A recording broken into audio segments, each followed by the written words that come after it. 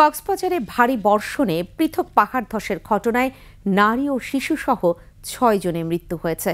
কক্সবাজার সদর উপজেলার ঝিলংজা ইউনিয়নের দক্ষিণ ডিক্কুল ও উখিয়া রোহিঙ্গা ক্যাম্প এলাকায় এই ধসের ঘটনা ঘটে।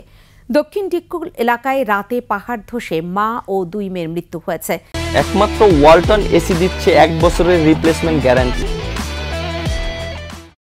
এছাড়া সকালে কক্সবাজারের উখিয়ায় ১৪ নম্বর হাকিমপাড়া রোহিঙ্গা ক্যাম্পে পাহাড় ধসে একই পরিবারের ৩ জনের মৃত্যু হয়। এই সময়টিতে ৩টি বসতঘর ধসে পড়ে।